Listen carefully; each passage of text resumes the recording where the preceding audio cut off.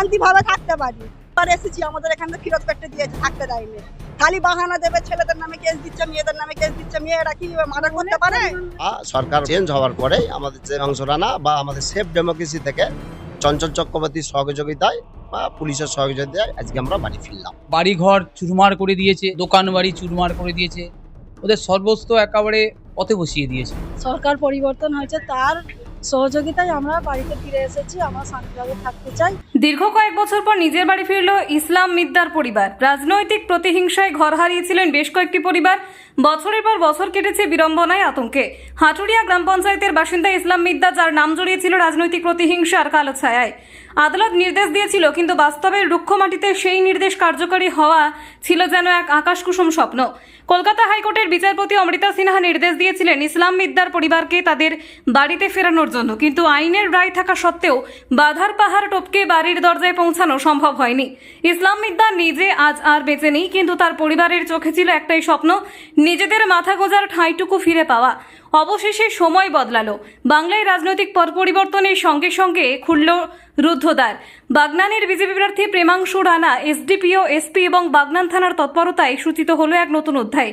পুলিশের কড়া নিরাপত্তায় দীর্ঘ কয়েক বছর পর নিজেদের উঠোনে পা রাখলেন ঘরছাড়া সেই মানুষগুলো। পরিবারের সদস্যদের চোখে আজ আনন্দের জল। তাদের দাবি খুব সামান্য। তারা বলছেন, আমরা কোনো অশান্তি চাই না, আমরা শুধু শান্তি চাই। রাজনীতির লড়াই অনেক হয়েছে, এবার আমরা আমাদের নিজেদের বাড়িতে একটু শান্তিতে মাথা গুঁজে থাকতে চাই। এক এক করে ঘরে ফিরছেন ঘরছাড়া মানুষগুলো। রাজনৈতিক মতভেদ যাই থাক, দিন শেষে ঘরে ফেরার এই অধিকারই তো গণতন্ত্রের প্রকৃত জয়।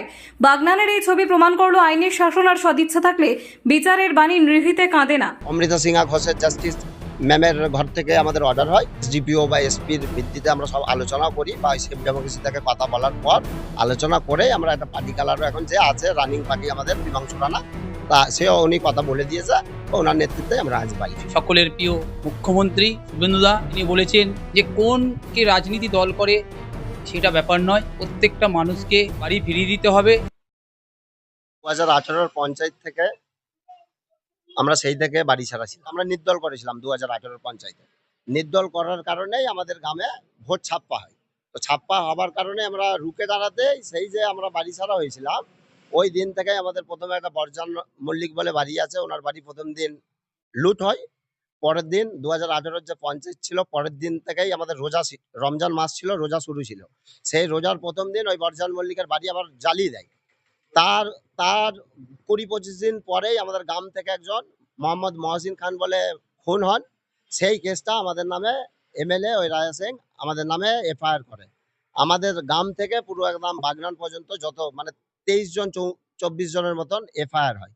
এফআইআর হওয়ার পরেই আমাদেরকে দীর্ঘদিন মিথ্যা মামলা দেয়, প্লাস আমরা কোর্টও কেস মামলা মানে চালাই দীর্ঘদিন উলুবেড়িয়াতে বা মহান্য হাইকোর্ট থেকে আমরা হাইকোর্টের অর্ডার 3-3 বার আমরা করেছি বাড়ি ফেরার জন্য। তারপরেও আমাদেরকে কিন্তু শাসক দল দীর্ঘদিন মিথ্যা মামলা দেওয়ার পরেও আমাদেরকে ফিরতে দিত না। যখনই আসতাম একটা করে মামলার ওই কেস দিয়ে এরকম দীর্ঘদিন চলার পরে আজকে আমরা কোর্টের রায় বা সরকার চেঞ্জ হওয়ার পরেই আমাদের যে বাগনানের এখন বিধায়ক আছে প্রেমাংশু রানা বা আমাদের সেফ ডেমোক্রেসি থেকে চঞ্চল চক্রবর্তীর সহযোগিতায় বা পুলিশের সহযোগিতায় আজকে আমরা বাড়ি ফিরলাম। এরপরে জানি না কতদূর কি হবে, বা আমরা তো চাই শান্তি শৃঙ্খলা, কিন্তু এখানে বারবার ওই একই, এর আগেও এসেছি একই প্রবলেম। পঞ্চায়েতের মেম্বারের বউ এরা এসে পুলিশকে দিয়ে নানা রকম এই সেই করে। তো আশা করি কোর্টের ওপরে আশা আছে বা পুলিশের ওপরই আশা আছে, এর ফল না ওরা যেন শান্তি শৃঙ্খলা ভাবে এখানে বসবাস করতে পারি। কোর্টের অর্ডারের পর যখন আমাদের 24 সালে প্রথম অর্ডার হয়, আমাদেরকে বাড়ি আসতে দিল না, তখন অমৃতা সিনহা ঘোষের জাস্টিস ম্যামের ঘর থেকে আমাদের অর্ডার হয়। তৃতীয় অর্ডার আবার হয় 2025 সালে কীটশঙ্কর ঘরের ম্যাজিস্ট্রেটের একিলাসে। আর চতুর্থবারের মতন হয় আমাদের কি বলে সুব্রত ঘোষ, যতটা হ্যাঁ সুব্রত ঘোষের একিলাসে হয়, ম্যাডাম অর্ডার দেয়।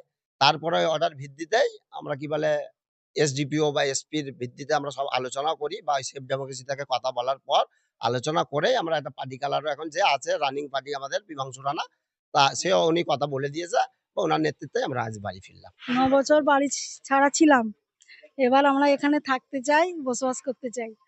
তো আমাদেরকে ওনারা থাকতে দেয় না। আমরা যখনই আসি তখনই আমাদেরকে মানে নির্যাতন করে, আমাদেরকে বাড়িতেও থাকতে দেয় না, নানা রকম ভাবে নির্যাতন করে। তো আমরা আসি যাই প্রায় এমন করি। তো আমাদেরকে থ্রেট দেয়, সবসময় আমাদেরকে ভয় দেখায়। ভয় দেখাবার পরে আমরা ছুটে পালিয়ে যাই। তো আমরা সবসময় চাই মানে শান্তিভাবে এখানে থাকতে চাই, কিন্তু আমাদেরকে থাকতে দিচ্ছে না। থাকতে দেবে না। হ্যাঁ, যখনই শান্তিতে এই ছেলেদের যখনই এসছি পরীক্ষা- আমাদের মানে ছোট ছোট ছেলেদেরকে নিয়ে আসি পরীক্ষা দেওয়ার জন্য, আবার আমাদেরকে ছুটে চলে যেতে হয়। আর বোম ফোম নিয়ে পেছনে দৌড়াবে যে হ্যাঁ। তোমাদের এখানে থাকা যাবে না, তোমরা উদ্বাস্তু, এমন তারা ঢুকতে দেবে না। আমরা মেয়ে ছেলে আমাদের নামে কেস দিয়ে দিয়েছে, আর আমাদের পাড়াতে ঢুকতেই দেবে না, বলে তোমরা এখানে থাকতে পারবে না। মারা আজকে এসেছি, আমাদের কোর্টের রায় আছে, বিজেপির নেতা মীমাংসা রায়, তার হেতে আমরা এখানে এসেছি। আমরা ভালোভাবে থাকতে চাই, কোনো না ঝামেলা ফ্যামেলা হয়, যেন একটু শান্তিভাবে থাকতে পারি। আর এসেছি, আমাদের এখান থেকে ফিরত পেটে দিয়েছে, থাকতে দেয়নি। খালি বাহানা দেবে, ছেলেদের নামে কেস দিচ্ছে, মেয়েদের নামে কেস দিচ্ছে। মেয়েরা কি মার্ডার করতে পারে? সরকার পরিবর্তন হয়েছে, তার সহযোগিতায় আমরা বাড়িতে ফিরে এসেছি। আমরা শান্তিভাবে থাকতে চাই, আর কোনো ঝুট ঝামেলা আমরা চাই না। দেখুন 21-এ তৃণমূল ক্ষমতার আসার পর শুধু ওরা নয়, বাগনান বিধানসভারই হাজার হাজার ফ্যামিলি ঘর ছাড়া হয়েছে। তাদের মধ্যে ওই ফ্যামিলিটাই উন্নততম। বাড়ি ঘর চুরমার করে দিয়েছে, দোকান বাড়ি চুরমার করে দিয়েছে, ওদের সর্বস্ব একেবারে পথে বসিয়ে দিয়েছে। ভারতীয় জনতা পার্টি 2026-এ ক্ষমতায় আসার পর আমাদের রাজ্য নেতৃত্ব, কেন্দ্র নেতৃত্ব এবং আমাদের সর্বের সকলের প্রিয় মুখ্যমন্ত্রী শুভেন্দুদা, তিনি বলেছেন যে কোনকে রাজনীতি দল করে সেটা ব্যাপার নয়, প্রত্যেকটা মানুষকে বাড়ি ফিরিয়ে দিতে হবে, কারো কোনো অসুবিধে থাকলে তার পাশে দাঁড়াতে হবে। ভারতীয় জনতা পার্টির এইটাই মূল বার্তা, কোনো মানুষকে অসুবিধা করা চলবে না। হ্যাঁ, সেই বার্তা মাথায় রেখে আমরা পাশে দাঁড়িয়েছি। আমাদের মুখ্যমন্ত্রী এবং আমাদের রাজ্য সভাপতি একই রকম ভাষায় কথা বলছেন, একই ভাষায় দুজনেরই কথা। কোনো মানুষের উপর অত্যাচার চলবে না, কোনো মানুষের বাড়ি ভাঙা চলবে না, কোনো মানুষের গাড়ি ভাঙা চলবে না, কোনো মানুষের কাজ খাওয়া চলবে না। সকল সমান, সকলের পাশে থাকতে হবে। যদি কেউ ভুলবশত কিছু করে ফেলে, আমরা যাব, তার পাশে দাঁড়াবো। সেরকম সব মানুষেরই পাশে দাঁড়াচ্ছি।